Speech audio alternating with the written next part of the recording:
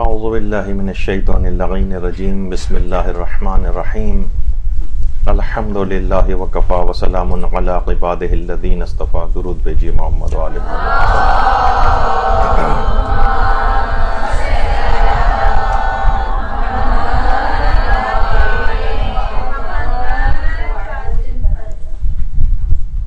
اچھا، اب ایک مسئلہ ہے کہ جو افراد تقلید نہیں کرتے اور تقلید نہیں کرتے تو کہتے ہیں کہ بھائی غیر مجتہد کے لیے تو جو ہے وہ، بلکہ وہ تو مجتہدین کے لیے بھی کہتے ہیں کہ ان کے لیے فتویٰ دینا جائز نہیں. یہ فتویٰ کیوں دے رہے ہیں؟ اکثر آپ دیکھیے سوشل نیٹ ورکنگ کے اوپر اس طرح کی بہت سی بحثیں اٹھتی ہیں. ہاں، غیر مجتہد کے لیے فتویٰ دینا حرام ہے، اور اصلاً یہ جو افراد تقلید نہیں کرتے نا اور اپنی مرضی کے مطابق عمل کر رہے ہیں، خود فتویٰ دے رہے ہوتے ہیں. بھائی ان سے پوچھیں گے آپ یہ نماز جو ہے اس طرح سے کیوں پڑھ رہے ہیں، تو وہ کہتے ہیں کہ بھائی یہ فلاں حدیث کے اندر یہ آیا ہے. تو بھائی یہ آپ نے یہ جو کہا ہے کہ حدیث کے اندر آیا ہے، آپ نے پوری تحقیق کر لی ہے؟ کہتے ہیں جی ہماری پوری تحقیق ہے. تو یہ ایک لحاظ سے یہ ہو گیا کہ ہم اجتہاد کر رہے ہیں اس کے اندر، اور اس کے بعد نتیجہ یہ نکل رہا ہے کہ مثلا ہم تشہد میں جیسے شہادت ثالثہ پڑھ رہے ہیں. اب اختلاف ہے علماء میں، وہ میں ابھی اس علمی بحث کے اندر نہیں جا رہا، لیکن یہ جو عام جاہل افراد ہیں یہ کہہ رہے ہیں ہم نے تحقیق کی ہے. تو ایک عالم کی تحقیق اور ایک جاہل کی تحقیق، اس کے اندر کتنا زمین و آسمان کا فرق ہو جاتا ہے. تو بہرحال دیکھیے قرآن کی آیات بھی اس سلسلے میں ہے کہ ہم نے لِكُلِّ جَعَلْنَا مِنْكُمْ شِرْعَةً وَمِنْهَاجًا، یعنی ہم نے ایک راستہ اور طریقہ ہر چیز کے لیے مقرر کیا ہے. اپنی مرضی سے انسان کوئی راستہ اور طریقہ نہیں بنا سکتا ہے. شریعت کے اندر ہر چیز معین ہے، کون سی چیز کس انداز سے انجام دینی. تو لوگ سوچتے ہیں یا نوجوان ہمارے سوچتے ہیں کہ سوشل میڈیا پہ اس طرح کی ٹامک ٹوئیاں مار کے یہ کچھ سافٹ ویئر، یا مثلا اب آج کل لوگوں کے ہاتھ میں جو ہے وہ بھی آ گیا ہے گوگل وغیرہ، کہ انہوں نے جناب سرچنگ ورڈز ٹائپ کر کے ادھر ادھر سے چیزیں نکالی اور کہا کہ دیکھیے یہ ہے نظریہ. تو اس طرح سے کوئی بھی شخص مجتہد نہیں بن سکتا ہے کہ وہ بیٹھ کر گوگلنگ کرے اور اس کے بعد، یا بہت سے نوجوان سوچنے لگتے ہیں کہ ہمارا مطالعہ بہت ہو گیا ہے، بہت زیادہ کتابیں ہم نے مثلا پڑھ لی ہیں، اور بہت بڑی لائبریری ہے ہمارے پاس، اور سافٹ ویئر سارے ہمارے پاس حدیثوں کے ہیں، رجال کے ہیں، ہم خود سے ہر مسئلہ کا حل خود نکال سکتے ہیں، ہمیں مجتہد وغیرہ کیا ضرورت ہے. جو تقلید کرتے ہیں بعض اوقات وہ بھی اب یہ کہنے لگے مجتہد نے یہ والا فتویٰ غلط دیا ہے، یہ دیکھیے یہ حدیث کے خلاف ہے. ارے آپ اپنی علمی حیثیت اور وہ دیکھیں، مجتہد کے لیے کتنی چیزوں کا بے شمار علوم کو ایک مجتہد حاصل کر کے اس کے بعد اپنے سر اور داڑھی کے بالوں کو سفید کر کے کمر جھکا کر وہ ایک فتویٰ دے رہا ہوتا ہے. کتنی چیزیں ہوتی ہیں. مجتہد دیکھیے بنتا کیسے، ایک تھوڑا سا ہلکا سے خاکہ، بعض اوقات اسے آپ کہیں گے کہ بھئی قرآن کی آیات، تو بعض اوقات اسے قرآن کی آیات میں بھی آیات اور صحیح حدیثوں کے ٹکراؤ کو دیکھنا پڑتا ہے. بعض اوقات یہ بھی ہوتا ہے کہ قرآنی آیت کچھ اور کہہ رہی ہے، صحیح حدیث کچھ اور کہہ رہی. ایک بہت مشکل سی ایک بات ہے لیکن آپ کے لیے ویسے بیان کر دوں. ایک مشہور ہے ایک بات علماء میں کہ قرآن قطعی الصدور و ظنی الدلالہ ہے، اور حدیث جو ہے وہ ظنی الصدور اور قطعی الدلالہ ہے. اس کے کیا معنی ہیں؟ یعنی قرآن قطعی الصدور، ایک ایک لفظ قرآن کا وہی ہے جو پروردگار کی طرف سے نازل ہوا ہے، کوئی حرف کا بھی فرق نہیں. لیکن ظنی الدلالہ ہے، ہم یہ نہیں کہہ سکتے قسم کھا کر کہ اللہ جو اس قرآن کے اندر فلاں فلاں آیات کے اندر، سب میں نہیں، عقائد کی جو آیات ہیں وہ بالکل واضح ہیں، اور اصول دین کے متعلق جو ہیں وہ بالکل واضح ہیں، اور کچھ فروعی احکام وغیرہ کے اندر تو ہم یہ نہیں کہہ سکتے پورا شور قسم کھا کر کہ مراد پروردگار یہی ہے جو ہم سمجھ رہے ہیں. قرآن قطعی الصدور ہے، لفظ حرف ایک ایک حرف اللہ کی طرف سے، کوئی تحریف نہیں ہے اس میں. لیکن ظنی الدلالہ ہے، ہم یہ نہیں کہہ سکتے کہ فلاں چیز کا جو حکم ہے اس میں مراد پروردگار یہی ہے اس فرعی حکم میں. جبکہ حدیث کے اندر یہ کہ حدیث ظنی الصدور ہے، راویوں سے ہمارے پاس آئی. ممکن ہے کہ امام نے ایسا نہ کہا ہو، راوی کے اپنے الفاظ ہوں، راوی اپنے کوئی پوچھتے تھے کہ آج امام نے کیا فرمایا، اس نے کہا یہ بیان فرمایا، اور وہ پھر ایک حدیث بیان کرتا ہے مثلا کوئی بھی. تو ہم یہ نہیں کہہ سکتے ایک ایک حرف وہی ہے جو کہ امام نے فرمایا تھا. ظنی اس کا مطلب ظنی الصدور، یعنی ہم یہ نہیں کہہ سکتے جس طرح قرآن کے متعلق ایک ایک حرف وہی، لیکن قطعی الدلالہ ہے، حدیثوں میں بالکل قطعی طور پر حکم میں شریعت جو ہے اکثر حدیثوں کے اندر جو ہے جو بیان ہوتا ہے اس میں یعنی پورا قطعی اور یقینی ہوتا ہے، سب میں نہیں لیکن زیادہ تر احکام تو جس میں مجتہد واجب و حرام وغیرہ کا فتویٰ دیتا ہے کہ بالکل یقینی طور پر یہ بات۔ اب اس میں بحثیں بہت ہیں، کچھ لوگ جو فقیہ قرآنی اپنے آپ کو کہتے ہیں وہ کہتے ہیں نہیں قرآن جو ہے وہ قطعی الصدور و قطعی الدلالہ ہے، ظنی الدلالہ نہیں ہے، بڑی بحثیں علماء میں، فی الحال میں اس میں نہیں جا رہا، ابھی اس کی ایک مثال بھی دیتا ہوں آپ کو۔ مثلا یہ صفا و مروہ کے متعلق جو قرآنی آیت ہیں کہ ان الصفا والمروہ من شعائر اللہ فمن حج البیت او اعتمر فلا جناح علیہ ان یطوف بہما، کہ صفا اور مروہ شاعر خدا میں سے ہیں اور جو بھی حج وہ بجا لاتا ہے یا عمرہ کرتا ہے اس کے لیے کوئی حرج نہیں ہے کہ وہ صفا و مروہ کا طواف کرے۔ اچھا اب دیکھیے قرآن کی آیت اگر کوئی صرف کہے کہ بھائی میں قرآن کو خود پڑھ کے سمجھ سکتا ہوں تو وہ اس آیت کو پڑھنے کے بعد کہے گا کہ صفا و مروہ کی جو صحیح ہے یہ کرنا واجب نہیں، فلا جناح کوئی حرج نہیں ہے اگر تم صفا و مروہ کی صحیح کر لو۔ اچھا یہاں پہ بھی طواف استعمال ہو، یہ بھی طواف کہلاتا ہے، صفا و مروہ کی جو صحیح ہے اس کو قرآن نے طواف کہا ہے، چکر لگانا۔ تو یہاں پر اس سے اب کوئی مراد پروردگار، اب یہ احادیث سے پتہ چلا ہے کہ نہیں یہ عمل تو واجب ہے، صفا و مروہ کی اگر کوئی شخص صحیح نہ کرے جان بوجھ کر تو اس کا حج و عمرہ باطل ہو جائے گا۔ تو مراد پروردگار کیا ہے، وہ صرف اگر صرف الفاظ پکڑے تو یہ کہے گا کہ ہے تو اس کا مطلب یہ ہے کہ کوئی حرج نہیں ہے اگر تم کر لو، اس کا مطلب ہے چھوڑی بھی جا سکتی، تو اس پہ الگ بحثیں۔ تو بہرحال بہت سی چیزیں اس طرح کی ہیں کہ جس کا یعنی اجتہاد سے وہ چیزیں مسئلہ جو ہے حل ہوتا ہے۔ یا مثلا قرآن کی آیت ہے کہ والمطلقات یتربصن بانفسہن ثلاثۃ قروء، طلاق یافتہ عورتوں کو حکم ہے کہ وہ 3 قروء عدہ رکھیں۔ اب دیکھیے اب مراد پروردگار یہاں کیا ہے، قروء کس کو کہتے ہیں؟ مثلا کوئی عورت طلاق کے بعد دوسری شادی کرنا چاہ رہی ہے تو اس کو ایک عدہ گزارنا ہے۔ عدہ کیا ہے؟ قرآن کہہ رہا ہے 3 قروء۔ آپ نے کہا قروء کیا ہے، ذرا ڈکشنری وغیرہ کھول کے دیکھیں تو آپ نے ڈکشنری کھول کے دیکھی، اس میں 2 معنی لکھے ہوئے ہیں، ایک میں ہے عورت کے لیے نجاست کا زمانہ اور دوسرے معنی عورت کے لیے طہارت کا زمانہ۔ اب عورتیں 3 نجاست دیکھ لے تو وہ دوسرا نکاح کر سکتی ہے، 3 طہارتیں دیکھ لے تو کر سکتی، دونوں میں فرق ہو جائے گا بہت۔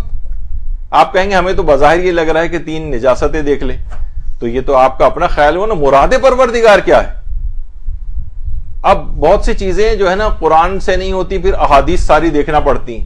یہی ہے کہ مجتہد کا کام یہاں سے اصل میں شروع ہوتا ہے۔ کوئی شخص خود سے، یہ آپ کے سامنے چند ایک مثالیں پیش کر رہا ہوں کہ خود سے کوئی چیز وہ نہیں، غیر مجتہد کے لیے ممکن نہیں ہے کہ ان تمام احادیث کا اس لحاظ سے احاطہ کرے۔ اچھا کتنی ایسی چیزیں ہیں کہ مثلا اس میں اس کو مجتہد کو لغات کا بھی پورا دیکھنا پڑتا ہے، کون کون سے لفظ کے کتنے کتنے معنی، جیسے آپ نے قروء کے اندر دیکھا۔ اور ہمارے استاد ایک مثال کے طور پر ایک چیز بیان کرتے تھے کہ مثلا اگر امام مثال کے طور پر امام کہیں کہ تم پر واجب ہے کہ عین کو جا کے دیکھو، عین یہ نون۔ اب آپ نے کہا بھائی عین کیا چیز ہے؟ آپ نے کہیں ڈکشنری کھول کے دیکھا، پتہ چلا عین کے 70 معنی لکھے ہوئے ہیں۔ آنکھ کو بھی عین کہتے ہیں اور پانی کے چشمے کو بھی عین کہتے ہیں اور انسان کے گھٹنے کو بھی عین کہتے ہیں، کسی ملک کے جاسوس کو بھی عین کہتے ہیں، رات کے وقت چوری کرنے کو بھی عین کہتے ہیں۔ اب آپ کہیں گے بھائی عین کو جا کے دیکھو کیا مطلب ہے؟ سورج کو بھی عین کہتے ہیں، تو سورج کو دیکھیں، آنکھ کو دیکھیں، پانی کے چشمے کو دیکھیں، گھٹنے کو دیکھیں، ملک کے جاسوس کو جا کر دیکھیں، رات کے وقت چوری کریں، کیا کریں؟ ایک آدمی پریشان ہو جاتا ہے، تو اسے لغات کے اندر صحیح طور پر کسی لفظ کا کیا مفہوم ہے یہ بھی جا کر چیک کرنا پڑتا ہے۔ میں یہ سب سامنے چیزیں آپ کیوں پیش کر رہا ہوں کہ آج کل یہ نعرے بہت لگنے لگے ہیں، تقلید کی کوئی ضرورت نہیں، ہر شخص کو خدا نے علم حاصل کرنے کے لیے کہا ہے، تو آپ خود کیوں نہیں علم حاصل کرتے؟ کیوں دوسرے لوگوں کے جا کر محتاج ہوتے ہیں؟ تو ہم بھی یہ کہتے ہیں کہ جی ہاں بالکل مجتہد بن جائیے۔ ہماری تو پہلی تقریر ہی اس موضوع پہ تھی کہ کیا تقلید کرنا واجب ہے؟ تو نہیں، آپ یا تو مجتہد رکھتے ہو تو مجتہد بنے، اور مجتہد بننے کے لیے ان تمام علوم سے گزرنا پڑے گا۔ یہ حاصل کر رہے ہیں تو اسلام کو کوئی اعتراض نہیں کہ آپ تقلید نہ کریں، لیکن ان تمام لغات کا بھی آپ کو وہ کرنا پڑے گا. اچھا دیکھیے، غیر مجتہد حکم خدا کو معلوم نہیں کر سکتا کیونکہ اس کے پاس یہ سارے علوم نہیں ہوتے. کتنے علوم کا اس کو حاصل کرنا ضروری ہے؟ تمام احادیث فقہی کا علم ہونا چاہیے. فقہی مسائل کی جتنی احادیث ہیں، خاص طور پر جو کتب اربع ہیں ہماری، اصول کافی، ملا یاسر الفقی، تہذیب الحکام، استبصار، یہ تمام کتابوں کے اندر جتنی فقہی احادیث ہیں مثلا، ان تمام کتابوں میں جو ہماری کتب اربع کہلاتی ہیں، ان کی فقہی احادیث کو شیخ حر عاملی نے حرم امام رضا علیہ السلام کے صحن مبارک میں، اللہم صلی علی محمد و علی محمد،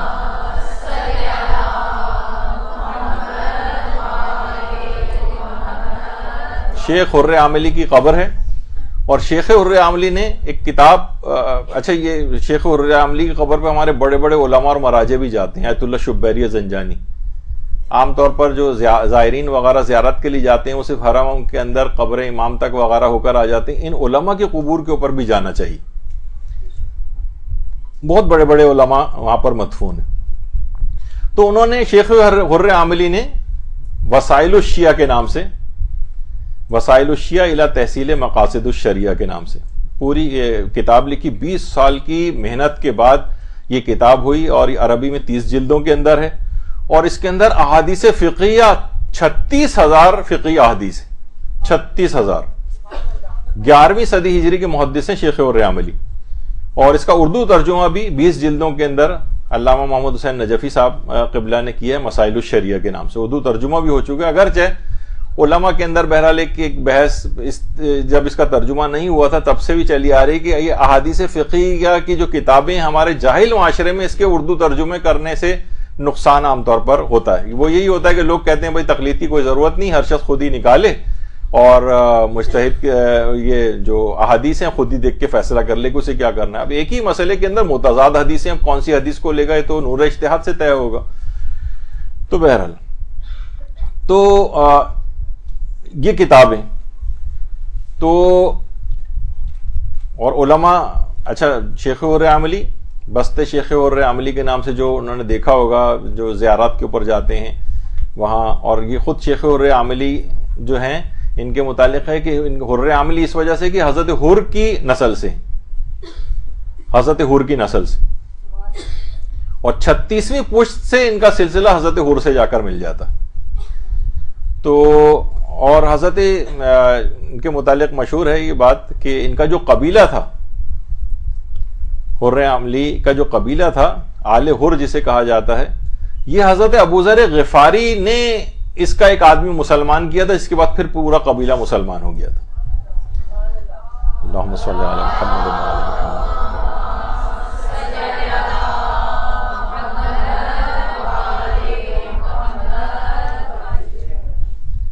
اور یہ جو ان کے ہاتھ کی لکھی ہوئی جو خطی نسخہ ہے وسائل الشیعہ کا، یہ آستان قدس رضوی آپ نے دیکھا ہوگا کہ وہاں پر جو کتاب خانہ ہے اس کے اندر بھی باقاعدہ حرم امام رضا کا جو کتاب خانہ ہے وہاں پر بھی یہ موجود ہے. اور بہت لوگ وہاں پر آ کر جو ہے نوجوان طالب علم وغیرہ اور طالبات وہاں پر آ کر لائبریری سے استفادہ کرتے ہیں. تو بہت ہی بہترین کتاب ہے. تو اس کے علاوہ احادیث کے علاوہ پھر اس کے بعد مجتہد 36,000 احادیث کی تو یہ اس کو پتہ ہونی چاہیے. یہاں پہ 5-10 احادیث فقہیہ بھی پتہ نہیں، 36,000 کم سے کم احادیث فقہی ہیں. پھر اس کے بعد علم رجال.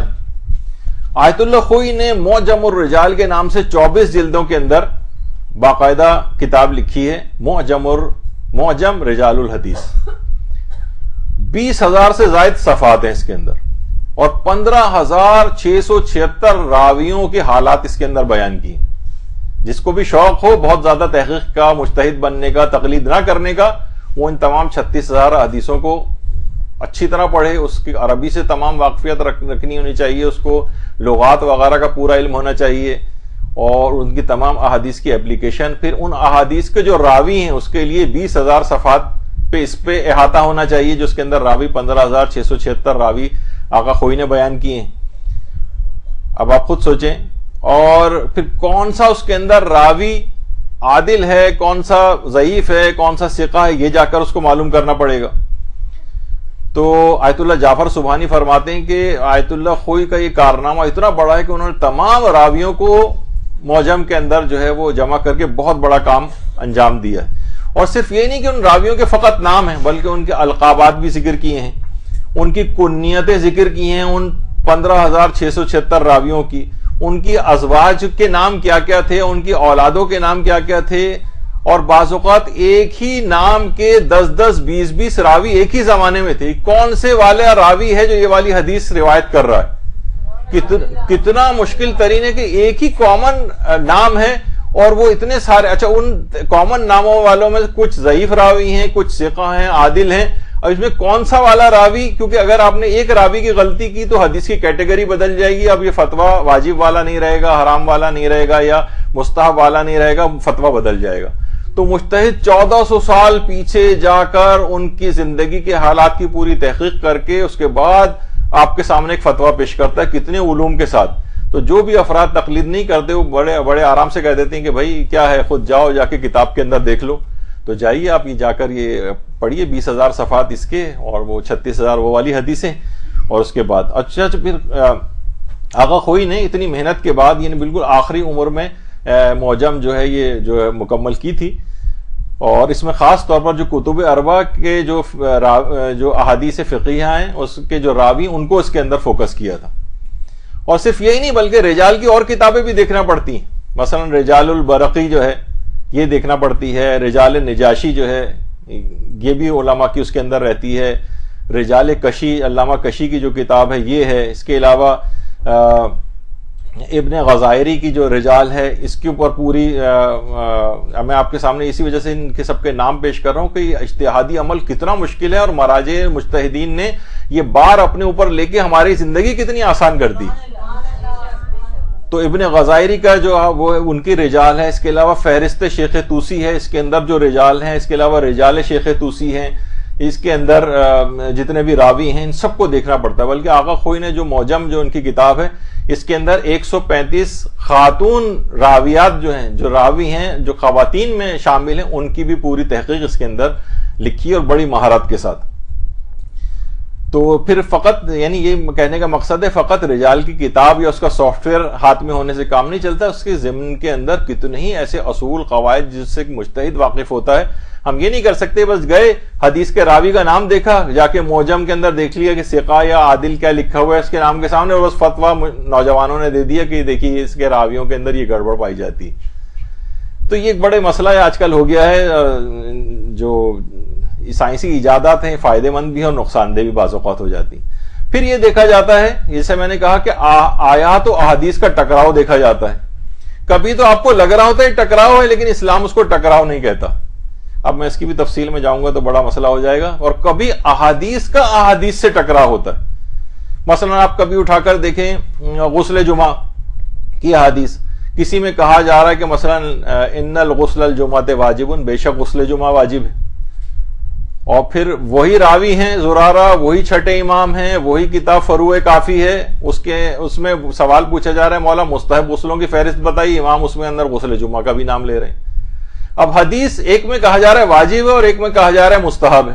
اب یہ حدیثیں ٹکرا رہی ہیں آپس میں. اب ٹکراؤ کو کون حل کرے گا؟ حدیث کا اگر آپس میں ٹکراؤ ہو جائے تو یہ مجتہد کا یہاں سے کام شروع ہوتا ہے کہ حدیثوں میں اگر حدیثیں آپ کو مل بھی جائیں تو ان کو حل کیسے کیا جائے گا. خمس ہے, اس کے متعلق اتنی حدیثیں آئیں کہ علماء کے 18 الگ الگ فتوے خمس کے سلسلے میں بن گئے. ابھی اس میں جانے کا موقع نہیں, ہمارے پاس وقت ختم ہو گیا بالکل. تو بعض اوقات یہ اس طرح سے تعارض الادلہ کہلاتی ہے, اس میں الف غائب ہو گیا ہے. بہرحال یعنی حدیث جب یہ اس میں ٹکراؤ ہو جاتا ہے حدیث کا, تو مجتہد کیسے اس مسئلے کو حل کرتا ہے. جیسے کہ اب پچھلی دفعہ ہم نے ذکر کیا تھا مور کا گوشت کھانا جائز ہے نہیں. مثلا احادیث بہت سی احادیث میں ٹکرا رہی ہیں آپس میں, کچھ کے اندر جو ہے حرام قرار دیا گیا ہے اور کچھ کے اندر اس قسم کے مسائل ہیں کہ مجتہد کے نزدیک وہ احادیث جو ہے ثابت نہیں ہو رہی تو وہ حلال کہہ رہا ہوتا ہے. تو دلائل کے اندر اس طرح کا ٹکراؤ.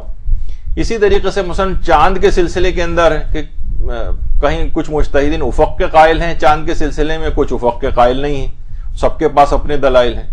قصر نماز کے احکام کے اندر بڑا مجتہدین کے فتوے میں اختلاف ہے. باقاعدہ امام خمینی کے پاس لوگ جاتے تھے کہ آپ کے قصر مسائل جو ہیں وہ بہت زیادہ سخت ہیں, وہ آقا کچھ اس میں آسانی پیدا کریں. تو امام خمینی باقاعدہ آنسوؤں کے ساتھ رونا شروع کر دیتے تھے. وہ کہتے تھے کہ یعنی حکم خدا میرے نزدیک ثابت, میں اللہ کے حکم کو کیسے تبدیل کر سکتا ہوں, یعنی جو تو اپنے تحقیق کے مطابق وہ حکم خدا نکالا ہے انہوں نے, تو یہ مجتہد صرف بتا سکتا ہے.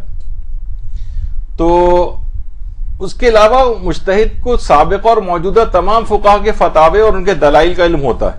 ان سب کے بھی دلائل دیکھتا ہے کہ انہوں نے جو الگ فتوے دیے ہیں ان کے دلیلیں کیا تھیں. یہ ایک بڑا ایک معرکۃ الآراء مسئلہ ہوتا ہے. تو بہرحال حدیثوں کے خلاف بعض اوقات کبھی کبھی اجماع ہو جائے, حدیث صحیح ہے تب بھی علماء کا اجماع ہو گیا اس کے خلاف.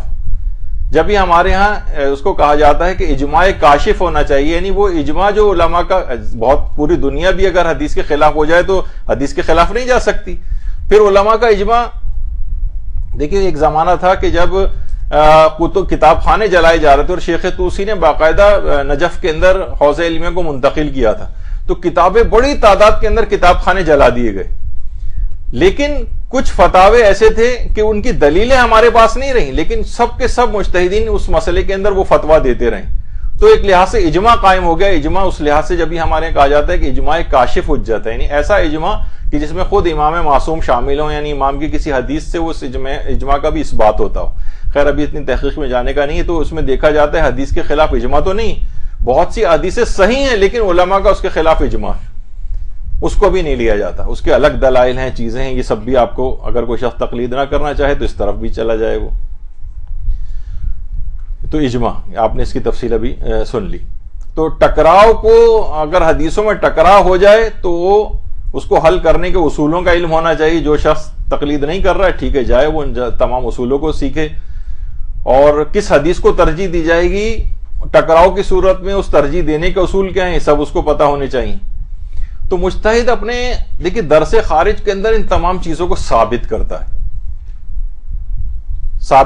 آخوند خراسانی, یہ وہ بیٹھے ہوئے درس خارج دے رہے ہیں, ان کا درس انتہائی دقیق ہوتا تھا. سال میں 50-55 درس ہوتے تھے, 1000 سے زیادہ ان کے طالب علم تھے, اور یہ باقاعدہ اس طرح سے بڑا دقیق قسم کا ایک درس دیا کرتے تھے. مجتہدین کے سامنے یا قریب الاجتہاد لوگوں کے سامنے ان احادیث کو, ان اپنے مسائل کو ثابت کر رہا ہوتا ہے مجتہد.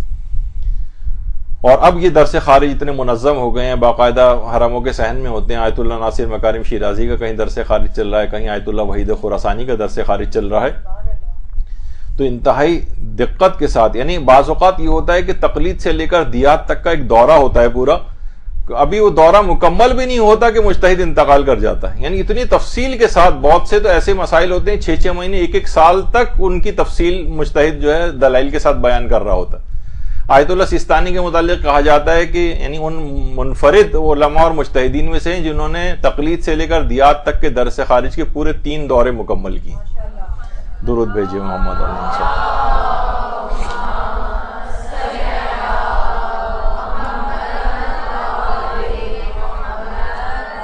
تو بہرحال لغات کا ماہر ہوتا ہے وہ, اس کے علاوہ اصول فقہ کا ماہر ہوتا ہے. اصول فقہ کی ابھی میرے پاس اب اتنا وقت نہیں رہا, ورنہ ارادہ تھا کہ مثلا قانون استصحاب ایک ہے, اس سے کتنے ہزاروں سینکڑوں اور ہزاروں مسئلے اس سے حل ہو سکتے ہیں, اور قانون الزام ہے اس سے کتنے مسئلے حل ہوتے ہیں. اور اچھا ایک بات اور بتا دی جائے کہ عام طور پہ چیز مشہور ہے کہ مرجع عالم کو سیاسیات اور عالمی حالات کا ماہر ہونا چاہیے. اس کا تقلید سے کوئی تعلق نہیں, ٹھیک ہے, یہ اس کا تعلق رہبری سے ہے, اس کا تعلق دیگر امور سے ہوتا ہے, لیکن مرجع تقلید کا تعلق اس سے نہیں. یہ اگر عام طور پر ہمارے اس کے اندر موجود بھی ہوتی, جیسے کون کہے گا کہ آیت اللہ سیستانی کے اندر وہ سیاسیات کو نہیں جانتے ہیں, پوری دنیا کی سیاست کو مرجع ڈیل کر رہا ہوتا ہے, لیکن اصلاً شرط کے طور پر نہیں. ورنہ آپ کو جو شروع میں شرطیں بتائی گئی تھی کہ زندہ ہو, عادل ہو, حلال زادہ, اس میں یہ بھی ہونا چاہیے تھا کہ سیاسیات کا ماہر ہو, لیکن وہ شرط نہیں. وہ خود بخود اپنی بصیرت کے تحت ان معاملات کو حل کر رہا ہوتا ہے, لیکن شرط کے طور پر نہیں. اور فقہ سے متعلق تاریخ کا بھی اس کو پورا علم ہونا چاہیے. بعض اوقات یہ ہوتا ہے کہ حدیث کے اندر آیا کہ پیغمبر نے مثلا گدھے کے گوشت کو ممنوع قرار دیا یا حرام قرار دیا. آیت اللہ سیستانی نے اس کی مثال لکھی کہ وہ جنگ خیبر کا خاص تناظر کے اندر, کیونکہ گدھے اس وقت اسلحے کی ترسیل کا واحد ذریعہ مسلمانوں کے پاس وہ گدے تھے جس سے اسلحہ ادھر سے ادھر جا رہا تھا. اگر وہ بھوک کے عالم میں وہ اس کو بھی اگر وہ کھا لیتے, کیونکہ حرام گوشت جانور نہیں ہے گدھا, شدید مکروہ ضرور ہے اس کا گوشت کھانا لیکن حرام نہیں, شاید اسی وجہ سے وہ پنجاب وغیرہ کے اندر اسی مسئلے پہ عمل کر کے لوگوں کو گدھے کا گوشت کھلا رہے تھے وہ. لیکن بہرحال یعنی اصلاً فقہی حکم میں آپ کو بتاؤں کہ کبھی ایسا کوئی صورتحال ہو جائے شدید مکروہ ضرور ہے لیکن حرام نہیں, تو مجتہد کو یہ دیکھنا پڑتا ہے کہ پیغمبر نے جو منع کیا تھا کیا یہ اس کی حرمت اصلی بیان کی تھی کہ گدھا حرام ہے, یا یہ کہ وہ ایک انتظامی حکم تھا کہ اگر اس وقت اس کو استعمال کر لیا جاتا ذبح کر کے اگر کھا لیتے بھوک کے حالت میں تو اصل مسلمان وہ جنگ ہار جاتے. اسلحے کی ترسیل کا واحد ذریعہ اس وقت یہ تھی جانور تھی. تو اس کو اتنے تاریخ کا ماہر ہونا چاہیے کہ یہ جو فتویٰ وہ دے رہا ہے اس زمانے کے حالات کو اسے علم ہو کہ کس حالات کے اندر یہ پیغمبر یا امام نے یہ بات کہی تھی. یہ بھی کتنی ہے کہ 1400 سال بعد جا کے 1400 سال پہلے جا کے آپ تمام حالات اور تاریخ کو آپ دیکھیں. تو بہرحال خالی یہ نہیں, اسی وجہ آپ نے پچھلی دفعہ میں نے دکھایا تھا کہ آیت اللہ سیستانی نے صرف یہی فقط کتابیں نہیں بلکہ کتنی کتابیں ہمارے مجتہدین لکھتے ہیں, تقریباً کتنی 37 کے قریب کتابیں یا ان کی بحوث اور تقریرات جو ہیں وہ سب علماء نے جو ہے جمع کی ہیں. کتنے موضوعات کے اوپر مجتہد بے شمار مسائل کے اوپر اس کی نگاہ ہوتی ہے. تو اگر کوئی شخص لوگوں میں شک پیدا کرے کہ دیکھیے یہ جو مجتہدین ہیں یہ اپنی تقلید لوگوں کو کروا رہے ہیں اور یہ جو حکم خلاف جو اسلام کا جو حکم ہے اس کے خلاف جا رہے ہیں اور اپنی لوگوں کے اندر علمیت کو ظاہر کرنے کے لیے اپنی تقلید زبردستی کروا رہے ہیں, تو آپ نے دیکھا کہ کتنا زیادہ علوم کو حاصل کرنے کے بعد یہ اس مقام تک پہنچتے ہیں کہ ان کی تقلید ہو سکے. اور جو شخص نہیں چاہتا کہ ان کی تقلید کرے تو ان تمام علوم کو حاصل کرے, جب اس کی بھی کمر جھک جائے گی اور بھاویں کے جو بال ہیں وہ بھی سفید ہو جائیں گے تو وہ اس قابل ہو جائے گا انشاءاللہ کہ وہ پھر تقلید اس وقت تک نہ کرے, لیکن جب تک اس مرحلے تک پہنچنے سے پہلے تو تقلید ہی کرنا ہے. تو یہ ضمنی کچھ مسئلے تقلید کے لحاظ سے ہیں. شاید ایک آدھ اس کے اوپر لیکچر اور اگر کچھ مسائل باقی رہ گئے ہیں تو انشاءاللہ ہم اور کریں گے, ورنہ اس کے بعد نئے موضوعات انشاءاللہ شروع ہو جائیں گے. تو ایک ہلکا سے خاکہ آپ کو ضرور تقلید اور اجتہاد کے سلسلے میں آپ کے دماغوں کے اندر قائم ہو گیا ہوگا. تو انشاءاللہ ان علماء کی جب عظمتیں دماغوں کے اندر ہونی چاہیے کہ یہ جو بزرگ نظر آ رہے ہیں یہ اپنی تعریف منہ سے اپنی خود نہیں کرتے, انتہائی تقوی پرہیزگاری میں ڈوبے ہوئے ہیں, لیکن دوسروں کو ان کی زحمتوں کا اندازہ ہونا چاہیے کہ کتنے 20-20 گھنٹے تک 90-90 100-100 سال کی عمروں کے اندر 20-20 گھنٹے یہ لوگ کام کرتے ہیں اور پڑھتے ہیں, تب جا کر یہ فقہی احکام آپ کی خدمت میں پہنچاتے ہیں. وصلی اللہ علی محمد وآلہ الطیبین برحمتك يا أرحم الراحمين وصلى الله على محمد وآله الطاهرين.